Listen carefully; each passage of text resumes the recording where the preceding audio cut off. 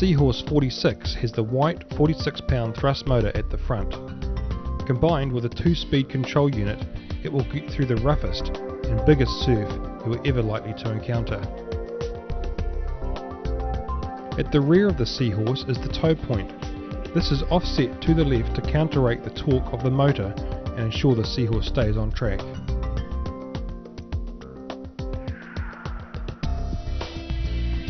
The cast aluminium submarine style hatch can be removed to gain access to the battery compartment.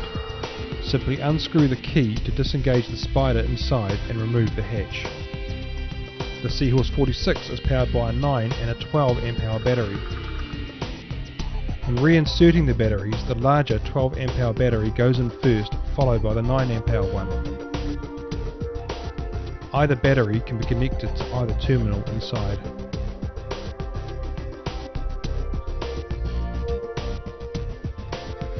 To replace the hatch, put the large end of the spider in the top first, and then drop the small end in. Screw the hatch into place just finger tight.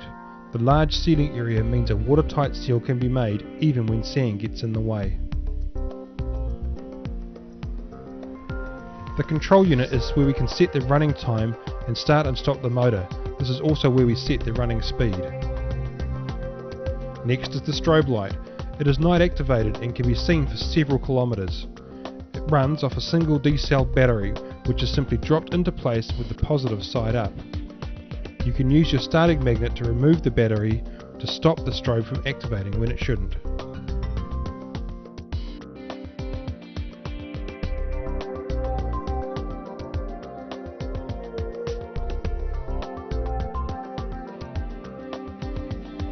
The flag allows the Seahorse to be seen from a distance during the day. The pole is made from a acetal rod which can bend in any direction without breaking as it goes through the surf. The motor is protected by a strong aluminium prop guard, which stops the prop from getting damaged in the shallows. At the very front is a trim tab to help steer against tidal drifts.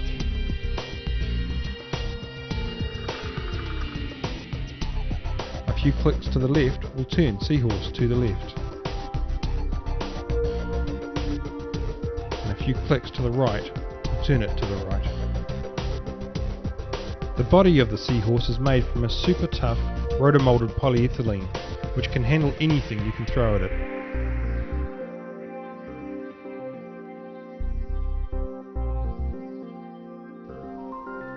This is the Seahorse control panel. It is completely potted in resin to protect the electronics from water. To stop water getting in, we control it with a magnet. There are 2 switching points, the stop set time button and the start motor button. There's a battery status indicator at the top with 5 lights. When you plug the batteries in, the indicator will give you a reading.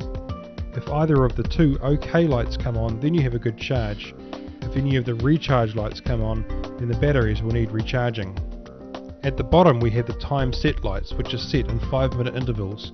Seahorse 46 will run for 20 minutes on high speed and 36 minutes on low speed before a low voltage cutout kicks in to protect the batteries.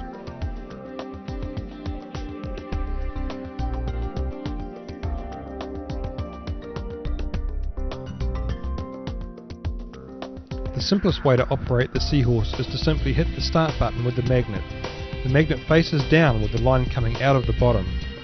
Set that over the start button and all 5 lights come on and Seahorse will run for 20 minutes on a full charge. Hold the magnet over the off button and Seahorse stops. To set the time to less than 20 minutes, put the magnet over the stop position and pulse it up and down to count down the time.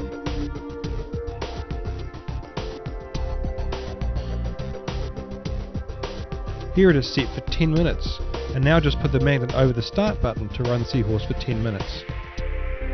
This means it will travel around 900 metres.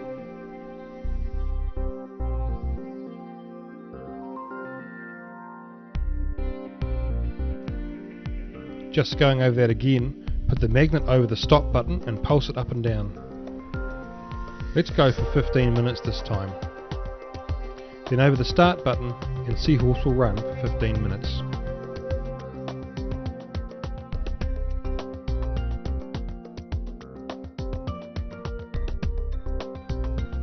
Seahorse 46 has a 2-speed motor. To change the speeds, first start the motor by holding the magnet over the start motor button. Then hold the magnet over the start motor button for about 2 seconds. The lights will now flash slower and the motor will be running at the slow speed. Hold the magnet over the start motor button again for 2 seconds and the motor will speed up.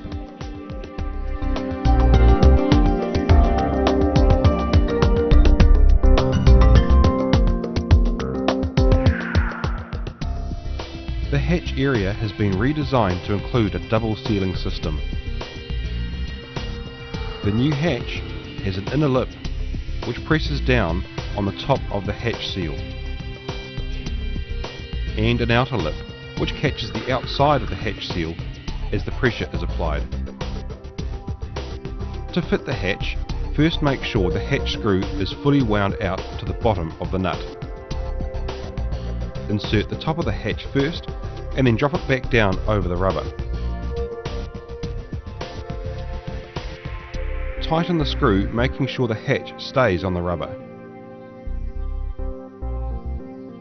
Do it up reasonably tightly and make sure the tab is in line with the body of the Seahorse. Check to make sure there's an even gap all the way around between the hatch and the body. Make sure you cannot see any of the hatch seal protruding from under the hatch, and you'll have a watertight seal. Areas to watch out for when fitting the new hatch include placing it too far to one side or placing it too far forward. In both cases, the hatch seal will be visible, meaning that you will not have a watertight seal. If the hatch is tightened up in either of these positions, water will be able to get into the unit.